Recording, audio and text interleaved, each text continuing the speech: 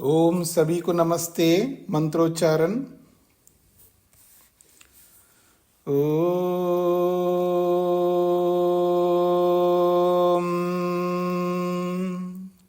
सहना भवतु सहनौ भुनक्तु सह वीर्यं करवावहै तेजस्विनावधीतमस्तु मा विद्विषावहै।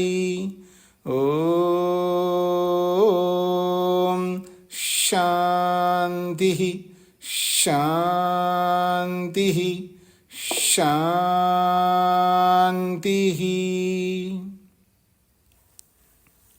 सांख्य दर्शन की कक्षा संख्या 108 है। 5वें अध्याय के 112वें सूत्र तक हमने विचार किया है।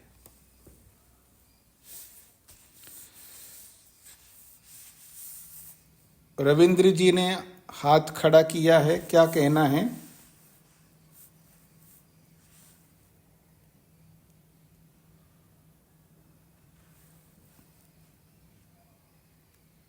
यदि आपको प्रश्न नहीं करना तो हाथ हटा लीजिएगा। आइए, पीछे बहुत सारी बातों को लेकर के विचार हुआ है। योनियों को लेकर के कितने प्रकार की योनियां होती हैं और इन सभी योनियों में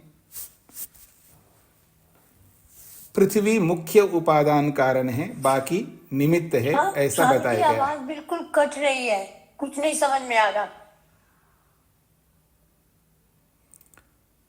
आज बाकियों को आवाज कट रही है जी?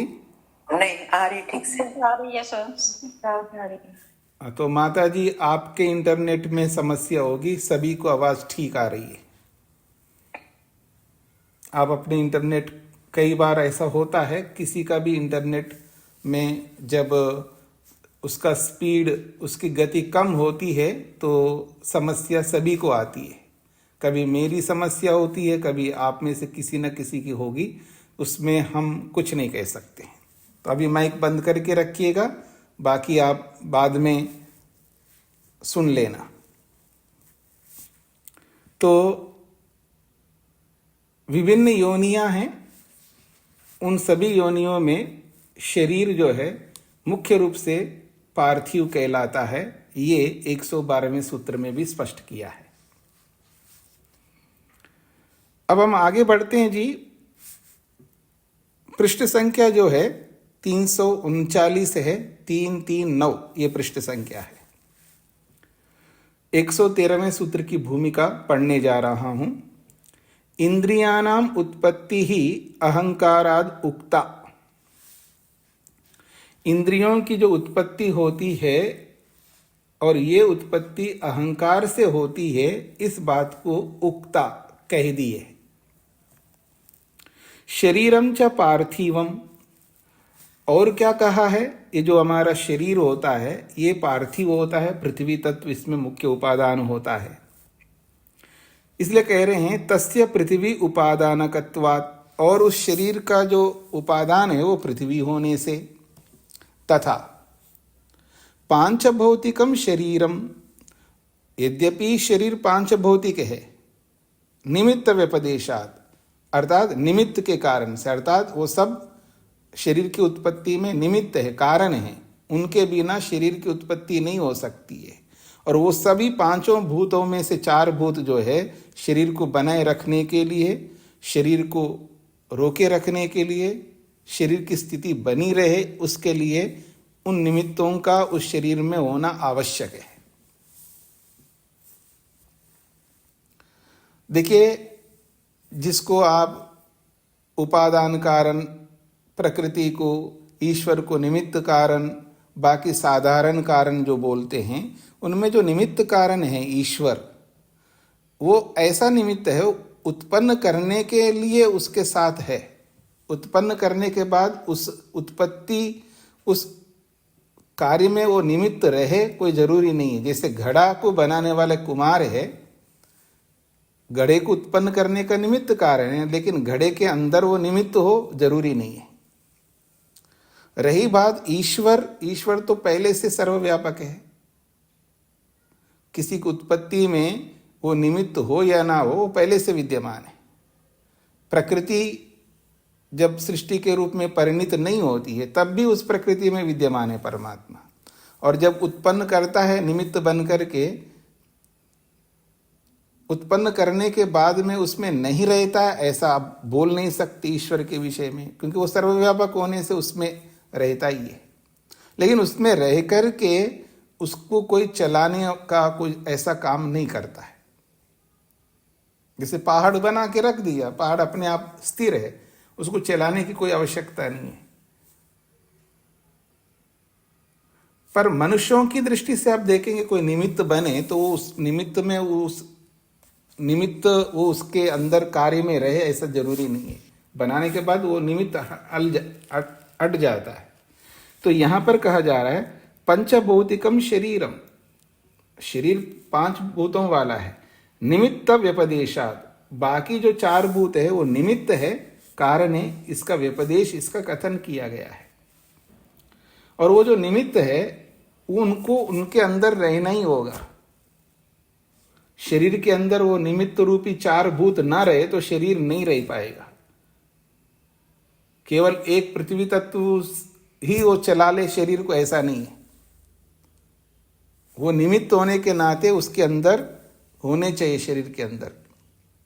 तत्र पंचभूत निमित्त सद्भावात, इसलिए तत्र उस शरीर में पंचभूत निमित्त सद्भावात, 5 भूत जो है निमित्त के रूप में वहां सद्भाव है, उनके अंदर विद्यमान है उस शरीर में। पुनः प्राणः किम स्वरूपा, चलिए कोई बात नहीं, शरीर के बारे में बहुत कुछ बातें आपने कही है, हमने समझ लिया है। पुनः एक और बात हम कहना चाहते हैं, पूछना चाहते हैं। जिस शरीर को लेकर के आप चर्चा इतनी लंबी चौड़ी की है, उस शरीर में एक प्राण भी तो है। प्राण भी है उस शरीर में, तो किम स्वरूप, फिर वो प्राण किस स्वरूप वाला है, क्या है वो? किम प्रकृति का च, किम प्रकृति का च, किस स्वरूप वाला वो प्राण और किस प्रकृति वाला है, अर्थात किस उपादान कारण वाला है वो प्राण। इति अत्र उच्यते, इस बात को लेकर के अगले सूत्र को प्रस्तुत किया जा रहा है। प्रश्न तो आप सबको स्पष्ट हो ही गया।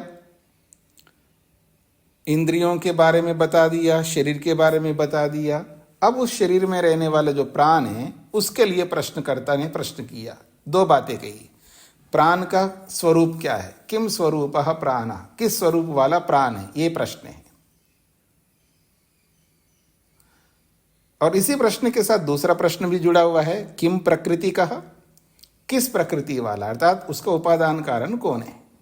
ये 2 प्रश्न प्रश्नकर्ता ने प्रस्तुत किया है। अत्र इति अत्र उच्यते, अब इन 2 प्रश्नों को लेकर के समाधान अगले सूत्र से किया जा रहा है। न देहारंभकस्य प्राणत्वम इंद्रिय शक्तितः तत्सिद्धे, यहां सूत्र को ठीक कर लीजिएगा, मिसप्रिंट है यहां पर। इंद्रिय शक्ति के बाद जो विसर्ग है ना, उस विसर्ग को हटाना है और उस डैश को भी हटाना है, और फिर ऊपर वो डंडा एक बना देना है। जो ऊपर डंडा, हिंदी के अक्षरों के ऊपर जो डंडा लंबी एक रेखा है ना, उस रेखा को बना देना है। तो शक्ति तस् तत्सिद्धे, ये जो तस् तत्सिद्धे जो अलग कर दिया ना, ये गलत किया है, मिसप्रिंट है। तो ये तस जो है शक्ति के साथ जुड़ेगा और विसर्ग हट जाएगा, गलत लिखा हुआ है, मिसप्रिंट है यहाँ पर। तो विसर्ग को हटा देना है और तस तत्सिद्धे को मिला लेना है। और मिलाएंगे कैसे? ऊपर डंडा खींच लीजिएगा तो वो मिल गया माना जाएगा। तो सूत्र होगा न देहारंभकस्य प्राणत्वम इंद्रिय शक्ति तस् तत्सिद्धे। तो इंद्रिय शक्ति तस् को अलग करेंगे तो इंद्रिय शक्तितः ये तस का जो सकार है ना वो विसर्ग हो जाएगा, तो इंद्रिय शक्तितः ऐसा बनेगा। फिर उसके बाद तत्सिद्धे, ये सूत्र है।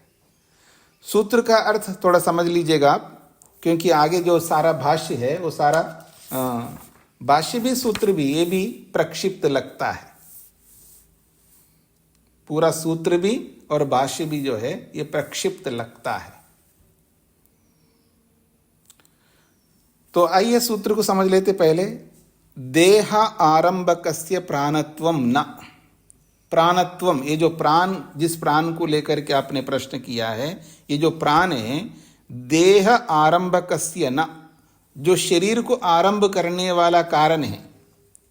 देह आरंभकस्य का मतलब है जिस कारण से शरीर आरंभ हुआ है, जिस कारण से शरीर उत्पन्न हुआ है, वही कारण इस प्राण का न नहीं है।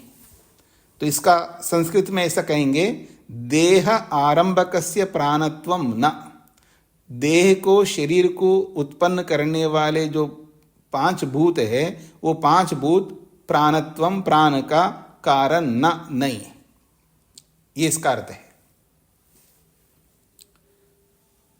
फिर कैसा है ये प्राण?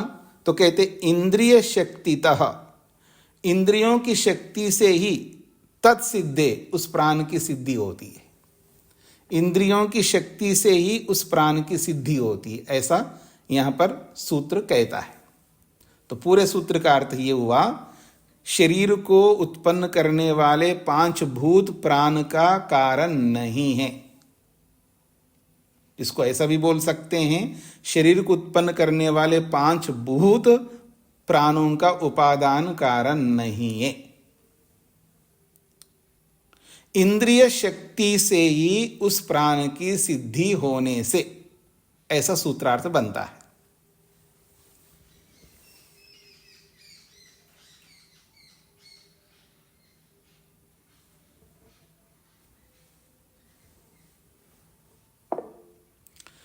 अब यहां पर, हाँ मधु जी। स्वामी जी नमस्ते। स्वामी जी एक बार और बोल दीजिए। इंद्रिय की, इंद्रिय शक्ति से उस प्राण की सिद्धि होने से, इंद्रिय शक्ति से उस प्राण की सिद्धि होने से।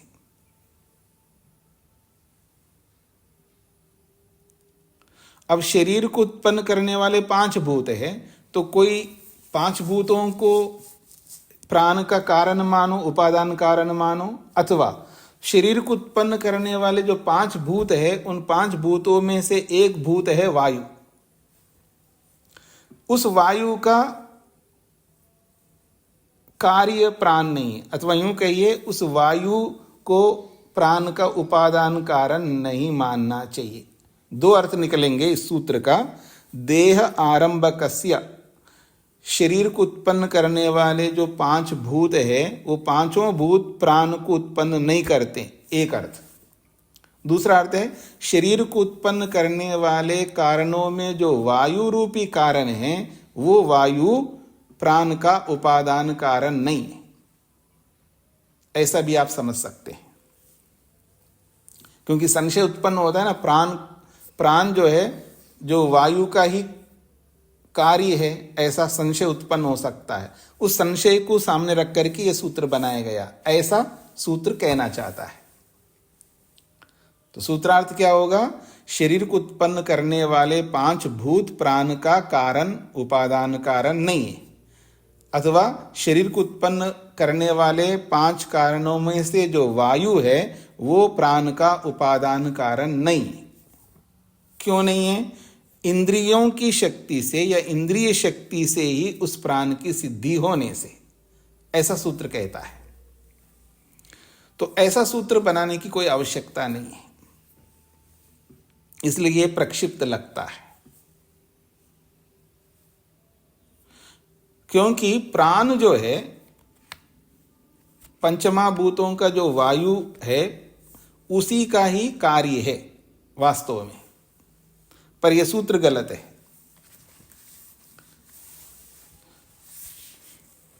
गलत क्यों है? इंद्रियों की शक्ति से प्राण की सिद्धि होती है, इसका क्या तात्पर्य है? सहयोग देता है, सहयोग देती इंद्रियां प्राण को शक्ति देने के लिए। अगर ऐसा मानेंगे तो फिर उसका उपादान कारण कौन है, ये प्रश्न आएगा। अथवा इंद्रियों को ही प्राण कहते हैं तो मान सकते हो, इंद्रियों को भी प्राण बोला जाता है, पर उस प्राण की चर्चा नहीं है यहां पर। यह चर्चा है प्राण, अपान, व्यान, उदान, समान, इसकी बात हो रही है। क्योंकि इंद्रियों की बात तो पूरी हो गई, पहले बता चुके हैं। आप सबको समझना है, इंद्रियां अहंकार से उत्पन्न होती है, ये बता चुके हैं पहले। अगर यहां प्राण शब्द का अर्थ फिर इंद्रियां लोगे तो फिर ये कहने का कोई औचित्य नहीं है ना। ये बात स्पष्ट हो रही सबको। इंद्रियां अहंकार से उत्पन्न होती है, पीछे बहुत लंबा प्रसंग से समझाया, सिद्ध किया है। फिर प्राण का अर्थ इंद्रिय ले लो, फिर वो इंद्रियों का उपादान कारण कौन है, ये पूछने को कोई आवश्यकता नहीं है ना, कोई आवश्यकता नहीं है। इसका मतलब यहां इंद्रिय शब्द से प्राण नहीं लेना चाहिए, ये हट गया। फिर प्राण कौन है, प्राण कौन है, ये ठीक बात है, प्राण के बहुत सारे अर्थ होते हैं, पर यहां प्राण को, क्योंकि उपादान कारण को लेकर किम प्रकृति कहा, किस प्रकृति वाले, किस उपादान कारण वाले, ये प्रश्न है। तो ये प्राण, अपान, व्यान, उदान, समान, देवदत्त, धनंजय, कृकल आदि जो 10 प्राण हैं, 10 प्राणों को ले सकते हो या मुख्य 5 प्राणों को ले सकते हो, कोई आपत्ति नहीं है। तो वो उन्हीं प्राणों को लेकर के प्रश्न है। तो अगर प्रश्न ऐसा है तो आप सीधा बताओ ना कि ये वायु का ही कार्य है, ऐसा बता सकते हैं। लेकिन ऐसा ना बता करके ये कहना चाहते हैं कि वायु का कार्य प्राण नहीं है, वायु प्राण का उपादान कारण नहीं है। अच्छा, मान लेते थोड़ी देर के लिए, फिर वो प्राण है क्या, तो कह रहे इंद्रियों की शक्ति से ही उसकी सिद्धि होती है। अब इंद्रियों की शक्ति से सिद्धि होती है, इससे कैसे पता लगेगा कि इस प्राण का उपादान कारण प्रकृति कौन है, कोई पता नहीं लगेगा। इसलिए सूत्र प्रक्षिप्त है, ऐसा लगता है। केवल मैं ही कह रहा हूं ऐसा नहीं, और भी भाष्यकारों ने इस सूत्र को यहां नहीं दिया है। सूत्र का अभिप्राय समझ में आ गया जी सभी को, ताकि हम आगे बढ़ें।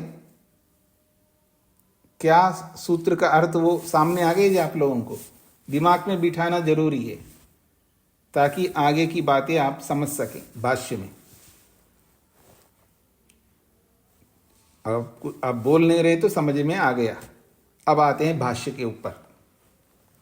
और भाष्य भी पहले से बता देता हूं, भाष्य भी पूरा गलत है। जब सूत्र ही गलत है तो भाष्य भी गलत है। फिर भी हम इसको समझ लेंगे क्या कहना चाहते हैं।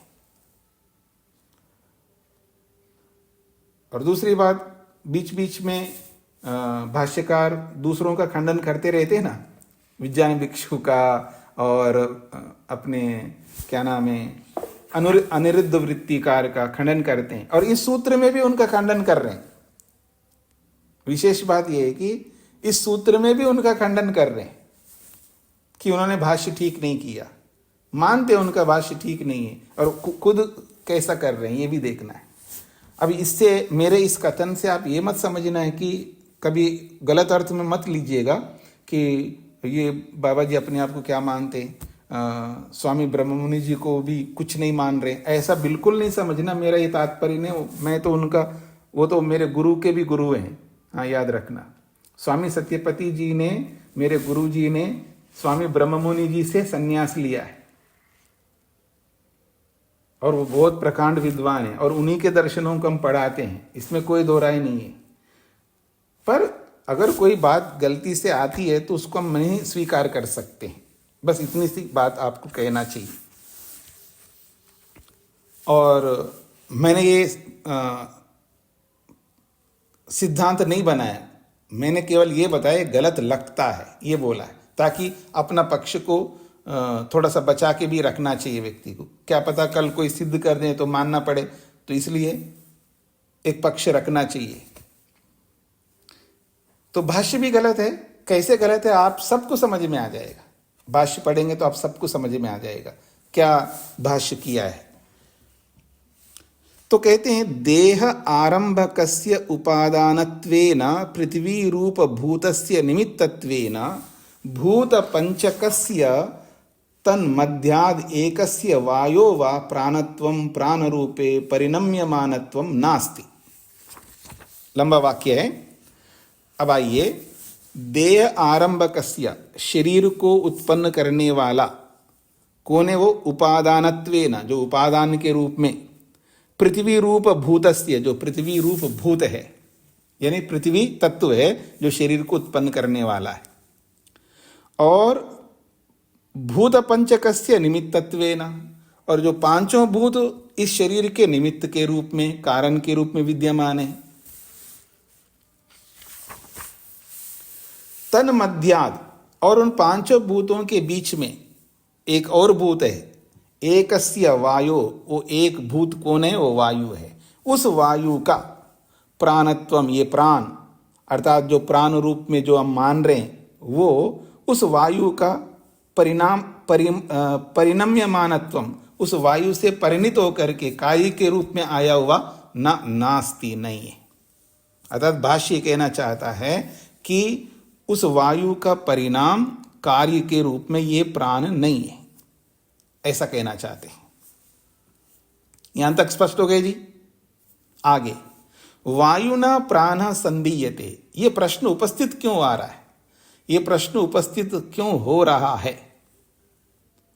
आखिर ये प्रश्न उपस्थित होने के पीछे कोई कारण होना चाहिए ना, उस कारण को प्रस्तुत कर रहे हैं भाष्यकार। वायुना प्राण संदीयते, वायु से प्राण उत्पन्न होता है, ऐसा संदेह उत्पन्न हो सकता है। संदेह का कारण है वायु, वायु से प्राण उत्पन्न होता है, ये संदेह उत्पन्न होता है। तथा कृत्व एव, ऐसा मान करके ही वेदांत दर्शने अपि प्राणस्य वायु विकारत्वं निषिध्यते, वायु से ही प्राण उत्पन्न हो सकता है ऐसा संदेह होता है। इस संदेह को ध्यान में रख करके ही, तथा कृत्वा एव, ऐसा मान करके ही वेदांत दर्शनकार ने, महर्षि वेदव्यास ने प्राणस्य, प्राण को वायु का विकार नहीं है ऐसा वहां सूत्र के माध्यम से निषिध्यते, खंडन किया है।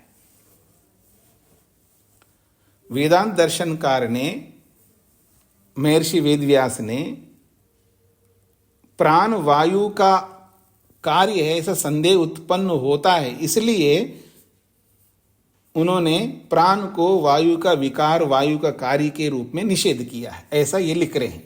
और ये बात बिल्कुल सही है। ये जो लिखा है ना, वायु का ही प्राण कार्य ऐसा संदेह उत्पन्न होता है, ऐसा मान करके वेदांत दर्शन में प्राण को वायु का विकार नहीं है ऐसा खंडन भी किया है। वो सूत्र भी दिया है यहाँ पर, श्रेष्ठ, एक सूत्र है जी वेदांत दर्शन का, श्रेष्ठ। दूसरा सूत्र है प्राण न वायु क्रिये पृथक उपदेशात, प्राण को श्रेष्ठ बताया गया है, वहां पर सर्वश्रेष्ठ है। और ये प्राण जो है वायु क्रिये न, प्राण जो है वायु नहीं है और ना वायु का क्रिया है। वायु क्रिया में दो शब्द हैं, वायु और वायु की क्रिया, अर्थात वायु की गति। प्राण ना तो वायु है ना वायु की क्रिया है।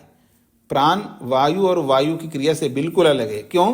पृथक उपदेशात, शास्त्र में इस प्राण को अलग से उपदेश किया गया होने से।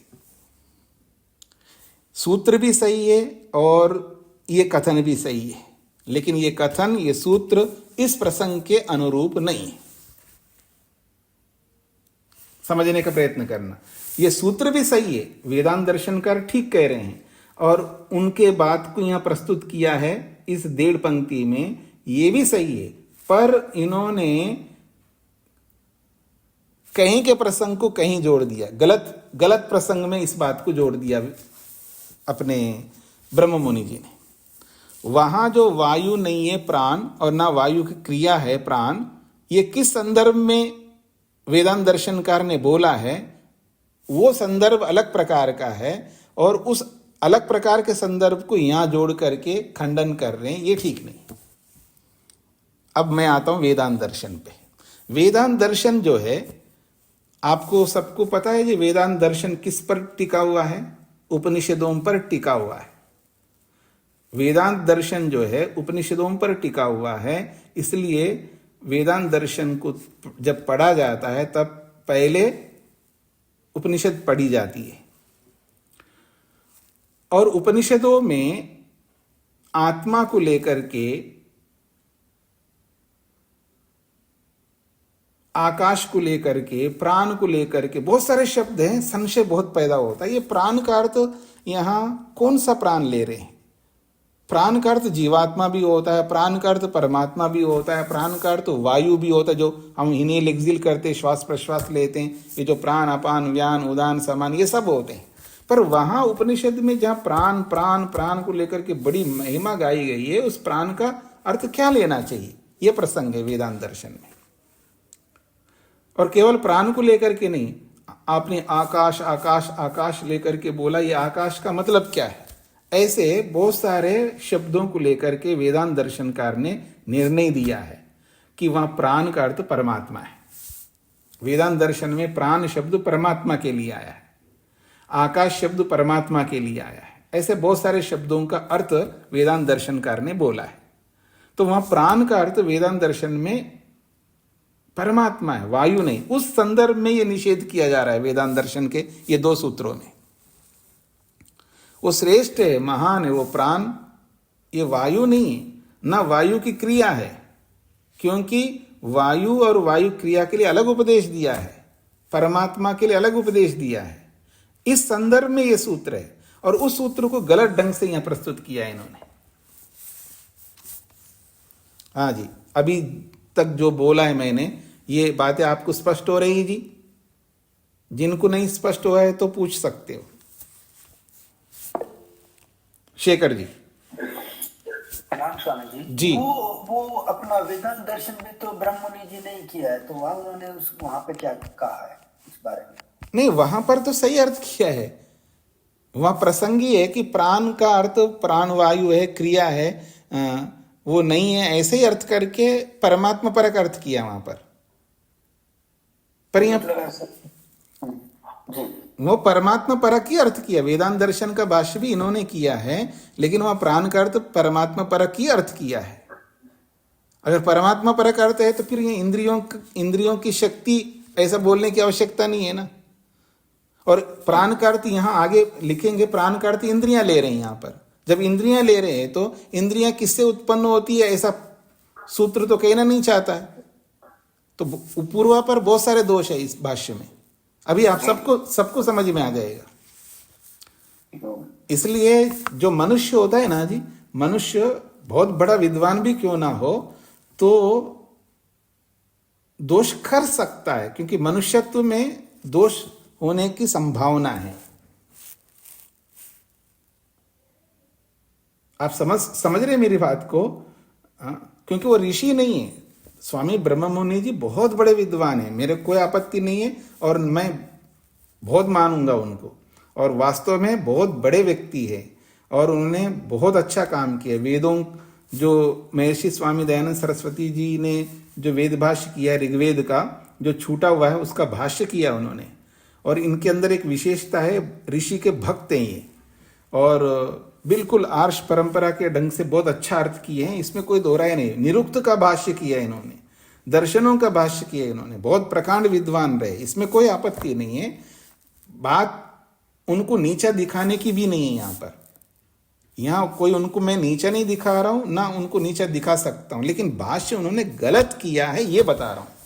इससे वो व्यक्ति छोटे बन जाएंगे और मैं बड़ा बन जाऊंगा, ऐसा बिल्कुल मेरा अभिप्राय नहीं है। इस बात को आप यथार्थता को सामने रख करके चलिएगा। तो कई बार व्यक्ति जो है हर समय एक स्थिति में नहीं रहता है।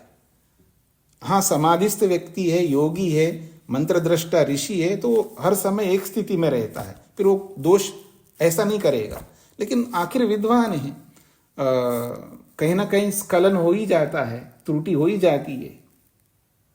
जैसे मेरे से त्रुटि होती है, जैसे आपसे त्रुटि होती है, ऐसे और किसी भी मनुष्य से त्रुटि होती है, पर ऋषि ऐसा नहीं कर सकता। तो इस दृष्टिकोण से ये दोष जो हो रहा है, बस केवल इतना मात्र हमको देखना है। और ये सब बताते हुए मैं, मेरी दृष्टि में उनके अंदर उनका मान, उनका सम्मान 1% भी कम नहीं हो रहा है, ये याद रखना। मैं अंतरात्मा से जानता हूं, इसलिए आप उस रूप में मत देखना। बस केवल जो कमी है, कमी को कमी बताना ही है हमको। नहीं बताएंगे तो फिर हम गलत हो जाएंगे। सत्य को सत्य के रूप में प्रस्तुत करना है। मनुष्यों की सबसे बड़ी समस्या है, आपकी भी हो सकती है, जब आप सास में दोष देखते हो तो सास आपके लिए महान नहीं रहती है। उनका जो महत्व है वो घट जाएगा आपके मन से। जब आप पति में दोष देखते हैं तो पति के अंदर आपका जो सम्मान है वो घट जाता है।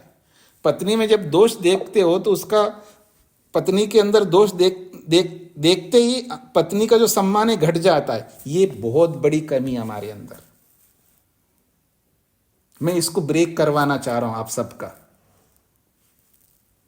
देखिए, कमी कमी है। इससे पत्नी कोई छोटी नहीं बनेगी, पति कोई छोटा नहीं बनेगा, गुरु कोई छोटा नहीं बनेगा, या विद्यार्थी भी कोई छोटा नहीं होगा। हर व्यक्ति का अपना अस्तित्व है, हर व्यक्ति का अपना सम्मान है। हम बहुत बड़ी भूल ये कर देते हैं कि किसी व्यक्ति के अंदर किसी दोष को देख करके उसके महत्व को गिरा देते हैं। ये बहुत बड़ी गलती है हमारी। ऐसा किसी को नहीं करना चाहिए। इस बात पर आप विशेष ध्यान दीजिएगा।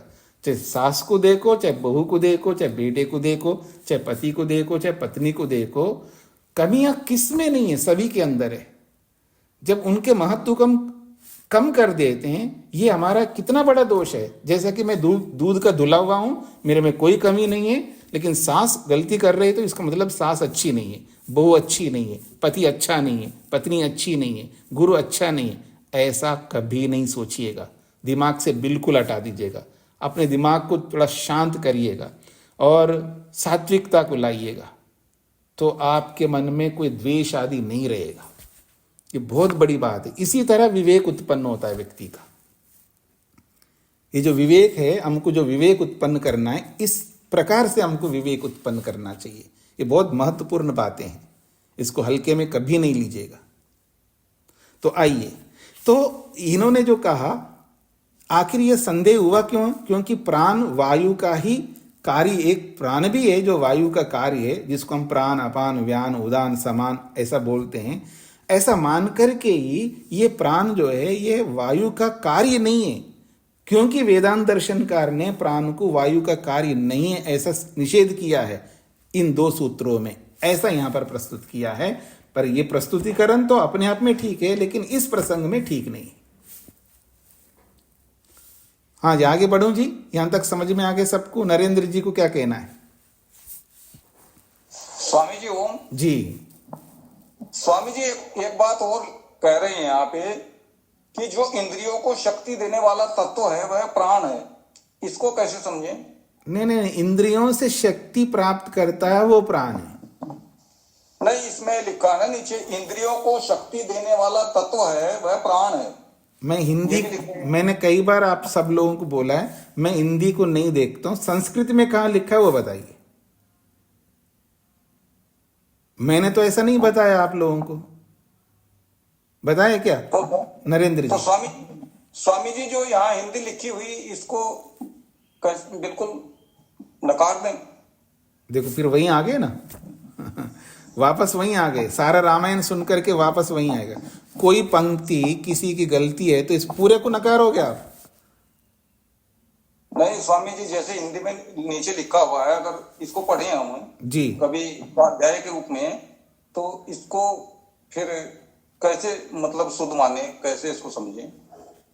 मतलब आपकी पत्नी दोष करती है तो आप पूरा नकार के चल रहे हैं या उसको साथ में लेके चल रहे हो? नहीं, जहां जहां दोष आएगा उसको दोष मानेंगे स्वामी जी। तो यहां भी ऐसे मान लो ना, बाकी साथ तो लेके चलते हो ना पत्नी को जी।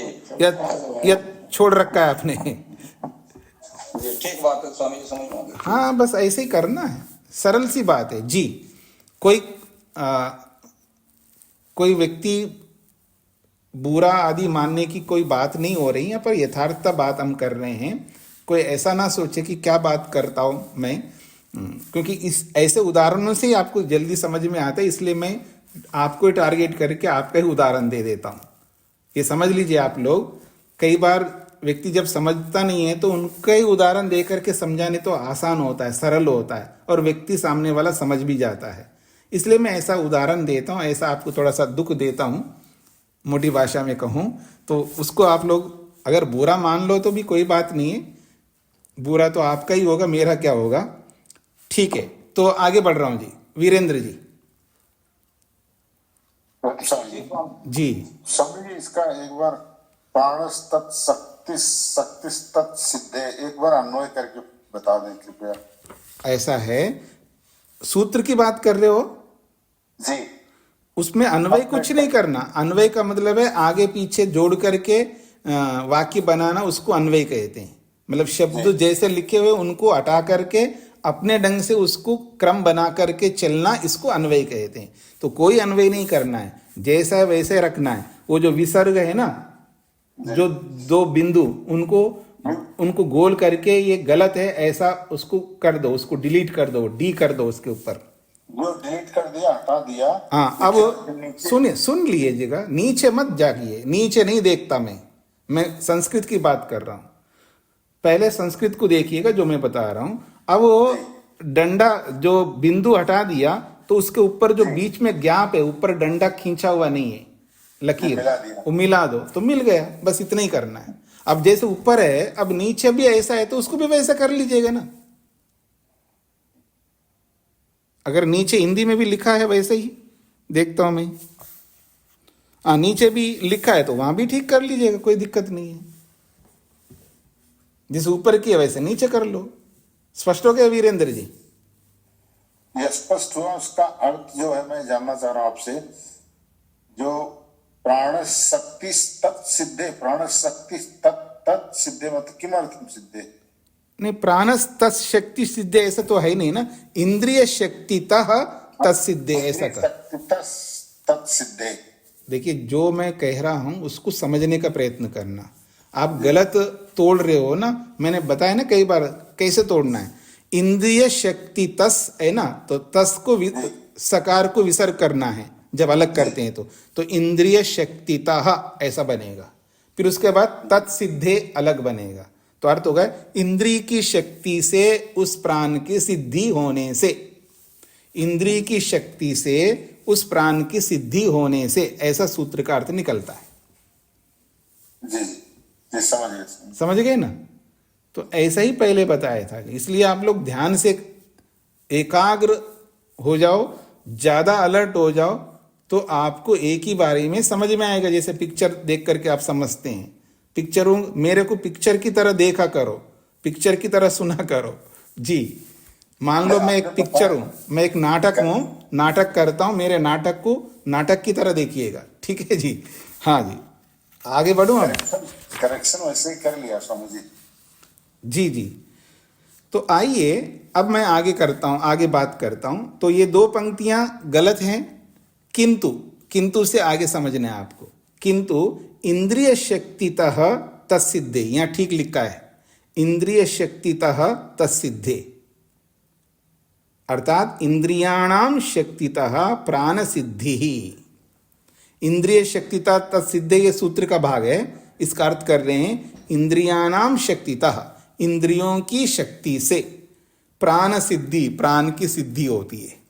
फिर उसको खोला है अर्थात इंद्रियाणाम शक्ति ही शक्ति रूपः शक्तिप्रदः प्राणः। इंद्रियाणाम शक्ति, इंद्रियों की शक्ति, शक्ति को बोला शक्ति रूपा, इंद्रियों का शक्ति रूप है। अर्थात ये प्राण जो है इंद्रियों का ही शक्ति रूप है। यह शक्तिप्रद अर्थात शक्ति स्वरूप वाला है, ऐसा प्राण है। अर्थात इंद्रियां और प्राण को अलग नहीं मान रहे इस वाक्य में। यह भी गलत लिखा है, यह पंक्ति भी गलत है। अर्थात इंद्रियों का ही शक्ति स्वरूप है प्राण है, ऐसा नहीं है। और इस बात को, इस गलत बात को सिद्ध करने के लिए एक अलग प्रमाण दे रहे हैं, उच्यते यथा, जैसे कि कहा गया है प्रश्नोपनिषद में। प्राण को लेकर के क्या कहा? या ते तनुर्वाची प्रतिष्ठिता, या श्रोत्रे, या चक्षुषी, या च मनसी संतता शिवाम ताम कुरु मां उत्क्रमी। ये प्रश्नोपनिषद का वचन है। अब इसका अर्थ समझ लीजिएगा। या ते तनु वाची ही प्रतिष्ठिता, हे प्राण शक्ति, या जो ते तेरी, या जो प्राण शक्ति है, तनु, तनु का मतलब स्वरूप, या ते तनु, ये जो तुम्हारा तनु है, तनु कहते हैं शरीर को, हे प्राण तुम्हारा जो स्वरूप है, तनु का अर्थ स्वरूप भी होता है, तो ते तुम्हारा, या तनु जो तुम्हारा स्वरूप है, वो स्वरूप, हे प्राण तुम्हारा जो स्वरूप है, प्रतिष्ठिता, वो प्रतिष्ठित है कहाँ? वाची, वाणी में। हे प्राण तुम्हारी जो स्वरूप है, तुम्हारा जो स्वरूप है वो वाणी में प्रतिष्ठित है। या श्रोत्रे, हे प्राण तुम्हारा जो स्वरूप है वो श्रोत्रे, कानों में प्रतिष्ठित है। या चक्षुषी, हे प्राण तुम्हारा जो स्वरूप है वो चक्षुषी, आंखों में प्रतिष्ठित है। या च मनसी, जो मन में प्रतिष्ठित है। मनसी संतता, मन के अंदर व्याप्त है, तुम्हारी जो प्राण शक्ति वो मन के अंदर व्याप्त है।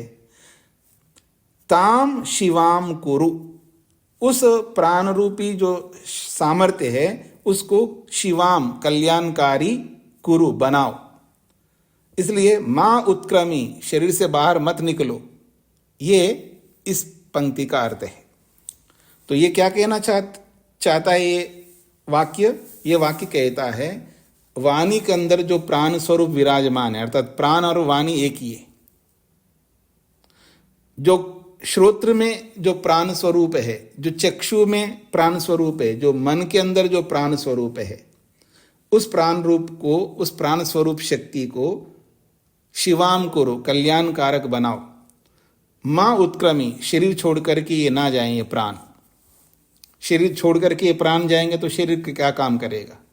तो इन इंद्रियों को ही यहां प्राण शब्द से प्रस्तुत किया जा रहा है। अतएव इंद्रियाणि प्राणा उच्यन्ते, स्पष्ट कर दिया। देखिए भाष्यकार ने ये जो वाक्य है, इस वाक्य से ये कहना चाह रहे हैं, ये वाक्य, ये इंद्रियां और ये प्राण एक ही है, इसलिए कह रहे अतएव, इसलिए इंद्रियाणि प्राणा उच्यन्ते, इंद्रियों को प्राण के रूप में कहा जाता है।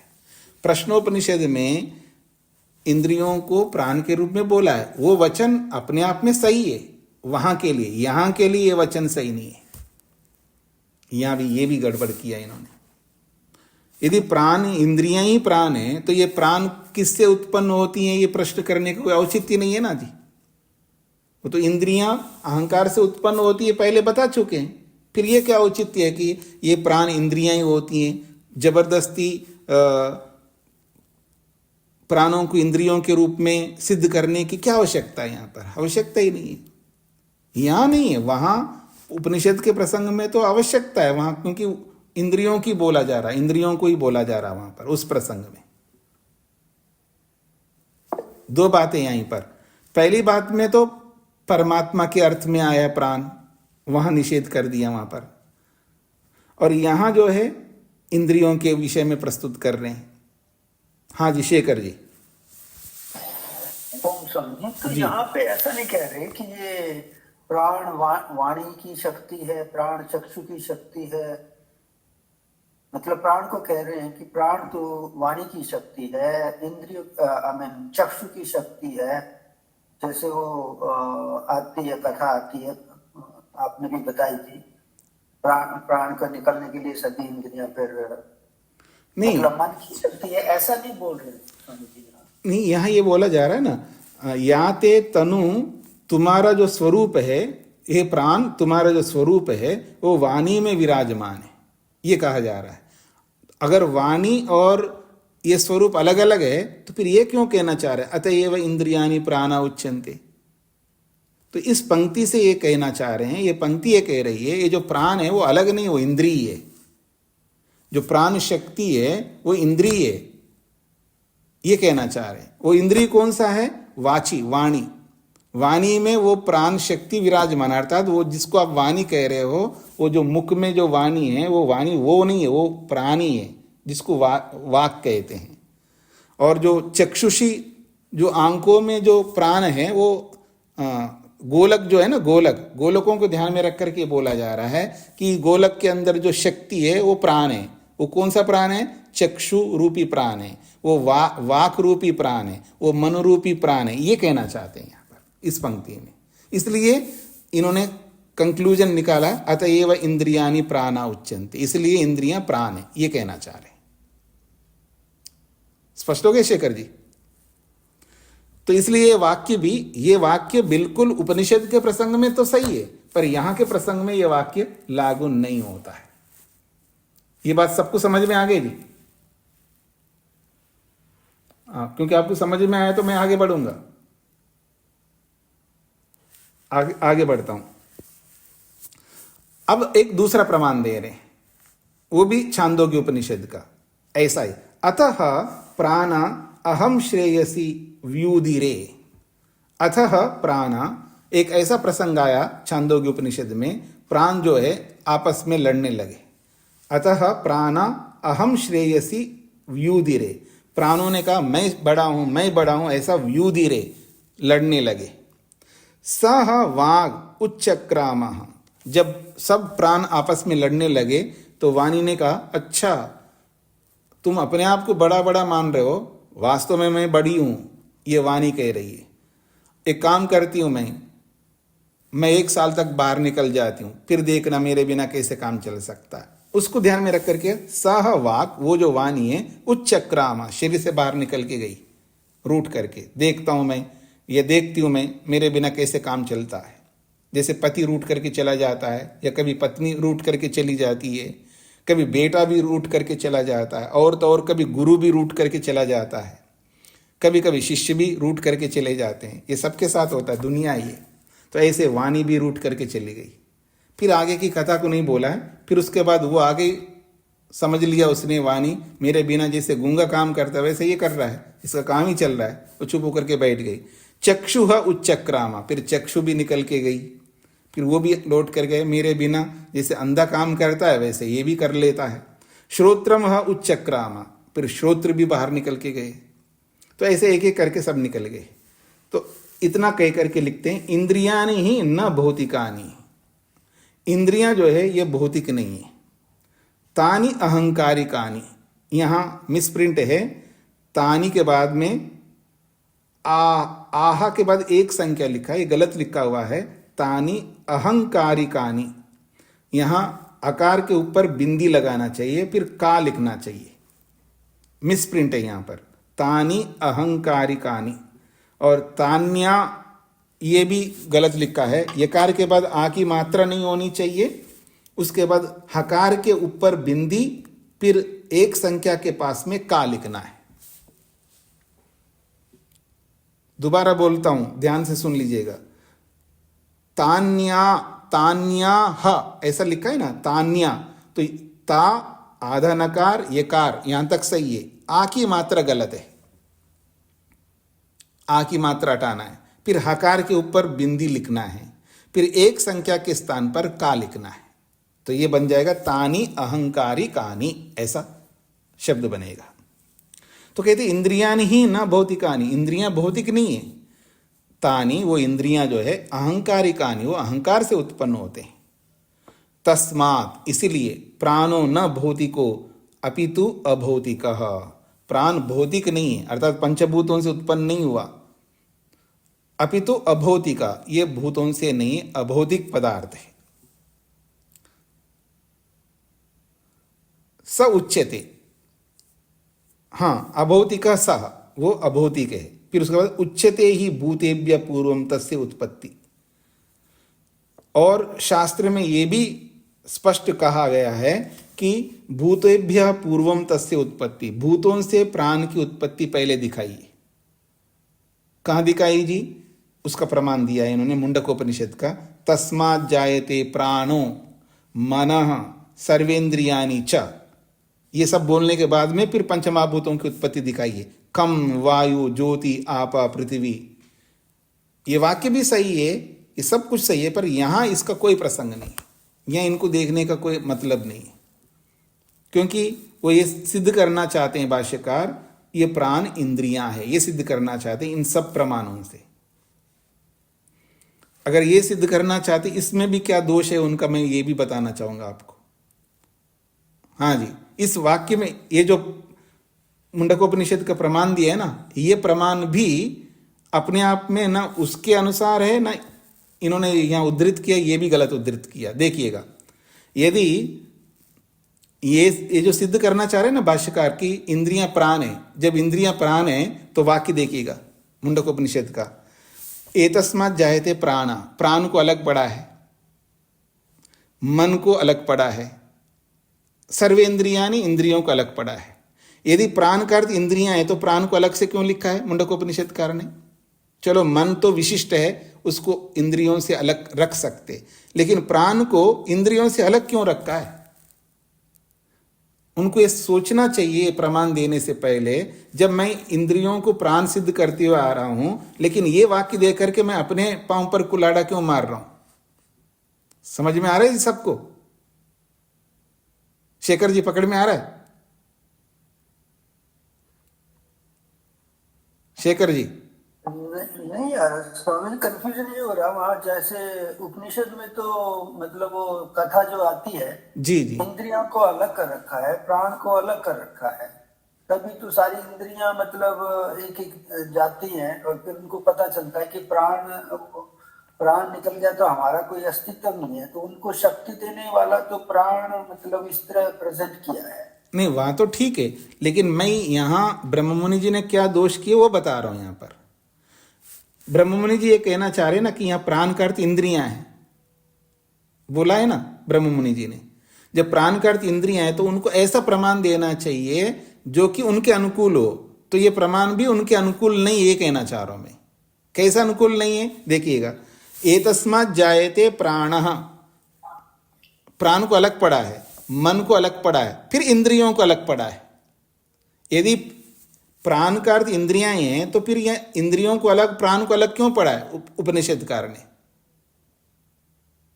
उपनिषदकार ने जो पढ़ा है वहां के हिसाब से तो सही है, लेकिन यहां के हिसाब से ब्रह्ममुनि जिसको प्रमाण के रूप में प्रस्तुत कर रहे हैं वही प्रमाण उनका खंडन कर रहा है, ये कहना चाह रहा हूं। शेखर जी स्पष्ट हुआ ये? जी स्वामी जी, बट मेरे को जो हिंदी भाषा में हम पढ़ रहे थे इनको जी, मेरे को ऐसा नहीं लगता कि ब्रह्ममुनि जी ये कहना चाहते हैं कि प्राण और इंद्रियां एक ही हैं। नहीं, ये देखिए ना, ये स्वयं जो संस्कृत भाष्य में स्पष्ट कह रहे हैं, अतएव इंद्रियाणि प्राणा उच्यन्ते।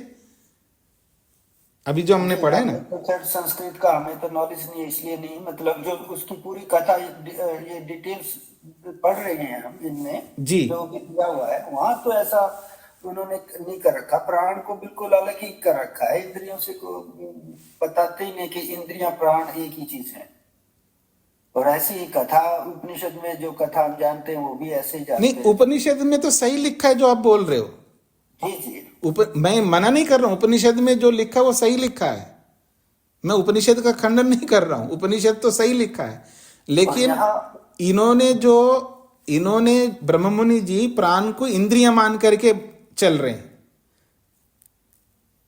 जी स्वामी जी, आप ऐसा कह रहे हैं क्योंकि हमें तो देखो, मुझे तो संस्कृत आती थी तो इसलिए मैं उस पर तो कह रही हूँ, लेकिन जो हिंदी अनुवाद उन्होंने दे रखे हैं, हाँ जी, हाँ जी, उनमें प्राण को इंद्रियों से बिल्कुल अलग किया है। और आगे जाके मेरे को ये बड़ा कंफ्यूजन हो रहा कि आत्मा से ही प्राण उत्पन्न होता है, ऐसी स्टेटमेंट कह रहे हैं। देखिए हिंदी में इन्होंने जो लिखा है, हिंदी का भाष्य को आप देखेंगे ना तो नीचे से 1 2 3 4 5 6 7 8 9 10 10वीं पंक्ति देखिएगा, नीचे से ऊपर गिनते हुए 10वीं पंक्ति, यहां तक का अर्थ प्रसंग विरोध होने से छोड़ दिया है। इसका अर्थ ही नहीं किया इन्होंने।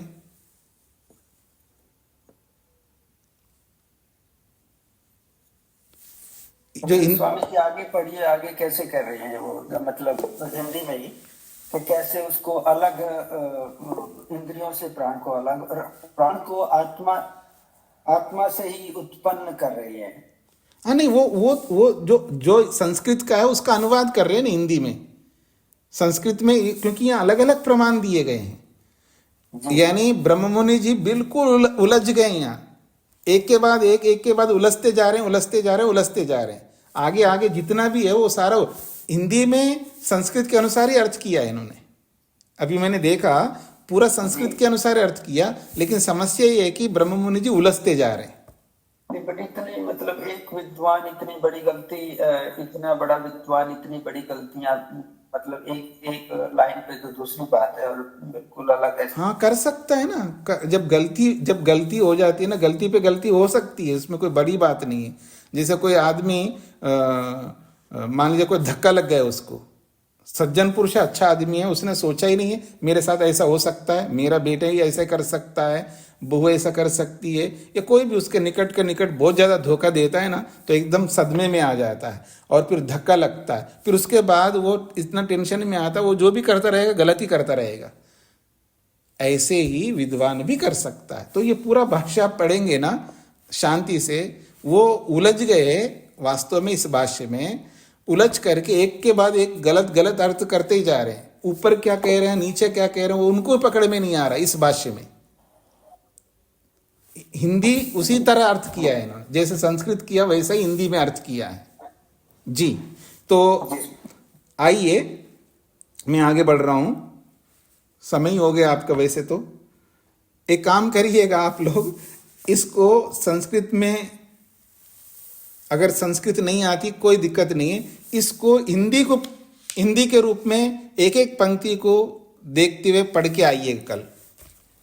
इसकी जो हिंदी है इसको भी पढ़ते आइएगा, वो संस्कृत के अनुसार ही लिखा है इन्होंने, यहाँ कोई समस्या नहीं है इनकी हिंदी में, हिंदी संस्कृत के अनुसार ही लिखा है। लेकिन स्वयं ब्रह्म मुनि जी इस सूत्र के भाष्य में बिल्कुल उलझ गए। आप लोग अच्छी तरह आराम से पढ़ करके आइएगा, आपको ही पता लगेगा, नहीं लगेगा तो मैं कल बता दूंगा, कल का मतलब अगली कक्षा में। हाँ जी वीरेंद्र जी कुछ कहना चाहते हैं? ओम स्वामी जी जी। स्वामी जी आपके मत से स्वामी विवेकानंद जी का भी मत मिल रहा है, इसीलिए तो यहाँ उन्होंने छोड़ दिया। हाँ तो इन्होंने छोड़, इनका भाष्य नहीं कि ना, यहां तक का अर्थ प्रसंग विरोध होने से छोड़ दिया, ऐसा लिख रहे हैं भाष्य में। हिंदी भाष्य तो स्वामी विवेकानंद जी का है ना। मैं वही कह रहा हूँ जी, हिंदी का ही कह रहा हूँ, मेरे को कोई आपत्ति नहीं। वो उन्होंने छोड़ दिया तो इसका मतलब उनको गलत लगा है, इसलिए तो छोड़ दिया है। नहीं वही कह रहा हूँ, आपके मत से उनका भी मत मिल रहा है। एक काम करिए, आप किसी का मत देखिएगा नहीं, आप लोग क्या करिए, जैसे मैं बता रहा हूँ आप ध्यान से सुनिएगा। इसकी जो भूमिका है, 113वें सूत्र की जो भूमिका है, इस भूमिका में क्या कहा जा रहा है, क्या प्रश्न किया जा रहा है, फिर उस प्रश्न को अच्छी तरह समझ करके इस सूत्र का भाष्य को हिंदी में तसल्ली से एक बार नहीं, दो बार नहीं, 3-4 बार पढ़ करके आराम से आइएगा। पूर्वापर में क्या विरोध आता है आपको पता लग जाएगा। किसी कारण से नहीं लगेगा तो दोबारा हम पढ़ लेंगे, इसको कोई दिक्कत नहीं है। ठीक है जी सभी के लिए। तो इसको यहीं पर विराम देता हूं मैं। ओम शांति शांति शांति।